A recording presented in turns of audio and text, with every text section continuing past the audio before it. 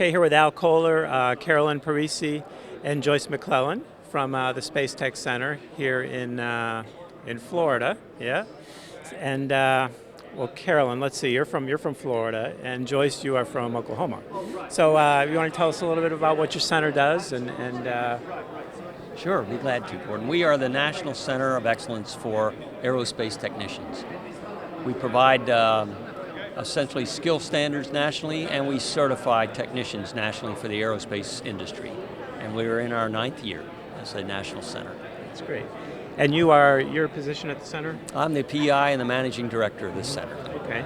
And how about you, Carolyn? What's your job at the center? I'm the office manager. Okay. And Joyce, you're from I Oklahoma. am Tulsa, Oklahoma, at Tulsa Technology Center, and I am a new co-PI. That's great. And did you have a planning grant in? Is that what you We had? are going to begin looking at NSF grant, working with underprivileged students in aviation. Oh, that's great. So that'll be a project you're thinking? That is certainly Yeah. a project that we're going to work on and present at the end of October. Oh, that's excellent. So now I got to ask you a question about the way the space industry is changing, right? Yeah. Or at least NASA is changing. And how are you going to react Well, to that? the whole industry is changing. Let me go back just a minute, make sure people understand. We're a dispersed center. And one of the reasons Joyce is here is she's one of our 13 partner colleges. We're in 11 states, 13 different colleges. They all have different programs. Some are heavy in aviation, others are heavy in the space side. And one of the reasons it's changing is because aviation and space are blending together now. We have rocket planes. That's what Spaceship One and Spaceship Two are all about. They're rocket planes, and so we see a kind of a crossing of the technologies in aviation and space for the first time in about 50 years. Started out that way, then they went their separate paths. They're coming back together, and the commercial industry is beginning to finally come to the fore. And that's what we're going to see. The major change will be a shift from government-driven space programs to commercially driven space programs. That has now begun. That's interesting. So how, is it going to change the kind of work technicians do you think? I don't think it'll change the work they do, but I think it'll change the way they do it. For some time now, one of the reasons we're here is because industry said we don't want individually stovepipe technicians. We want technicians who can work across the whole board, and we're looking at systems thinking as one way of doing that, where an electrical technician in the past would have been able to do electrical work but not any mechanical kinds of things. Systems technicians can look across all of that. They're not experts in any of those, but they can look across all of that and call on the experts when they're required. Seeing more of that now. That's interesting.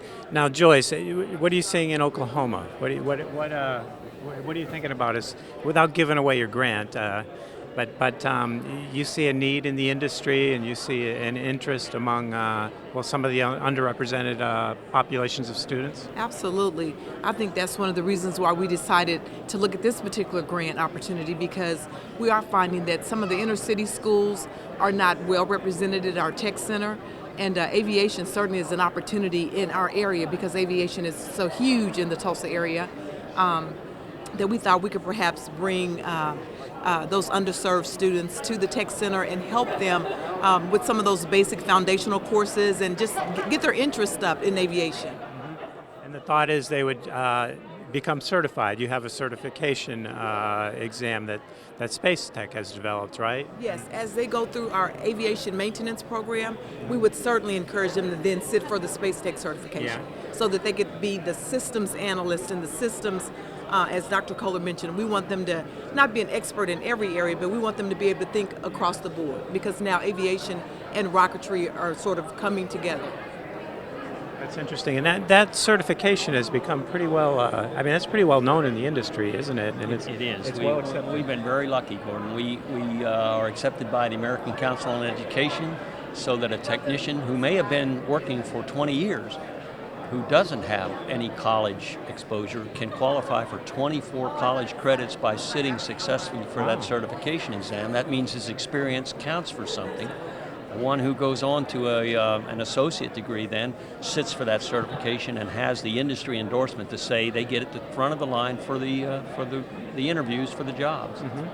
And the Navy, NASA, the FAA, the Air Force, the Army, We're into all of that in terms of acceptance of that certification because there aren't any others for aerospace technicians. We are the certifying body in the country. Wow, that's great. Yeah. Now, And by the way, that's all thanks to the National Science Foundation ATE program. We would not be here without it. that's excellent. Great. Now, Carolyn, I want to ask you about the staff. How big of a staff are in your office, at least in the Cape Our Canaveral headquarters. headquarters? Yeah. We have 3 full-time staff members and 2 part-time. And do you have co-PIs distributed around the country? Have you got that kind of structure set up right now? Yes, Yeah. 13 in 11 states. Every one of our partner colleges has a co-PI, basically. Wow, so 13 in 11 states. It's dispersed. The way we do it with such a small number of staff and headquarters is all the training is delegated, or the education programs are delegated to the partners. We do the certification structure, and we have an infrastructure that includes pretty powerful industry representatives, all the big ones, Boeing, Lockheed Martin, and so on, and a lot of the smaller ones as well. That's great. One of our proudest acquisitions most recently is SPACE-TEC. They are the front runners right now for commercial space transportation. Wow. And they sit on our National Visiting Committee. Wow. So it's fun. Can you get any discounts on that? Would you like a ride? We'll see what we can do. All right, good. We'll be in touch. Oh, I see the rocket right there. Yeah, SpaceX. that's I right. see the picture. Yeah. That's their Falcon 9. Yeah. Wow. That's pretty neat stuff. Now, how did you get into this? Maybe I can go right down the line. How did you get into it? I got into it because I was a 32-year NASA representative. I was in NASA for 32 Really? years. Yeah, I was Wow. lucky enough to be in NASA in what I'll call the absolute heydays. I was on the launch team for Apollo 11. No kidding. And when I finished my NASA career, I came into education and sort of fell into a time when the state of Florida had $1 million grant for aerospace technician training, and I was the one asked to be in charge of that. Wow. And it went from there. Wow. That's neat. Now, how about you, Carolyn? I was with Brevard Community College for 10 years, Yeah. and then I just decided to, kind of make a career change, still with the college, but to come, check out SPACE-TEC. That's great. And you, Joyce?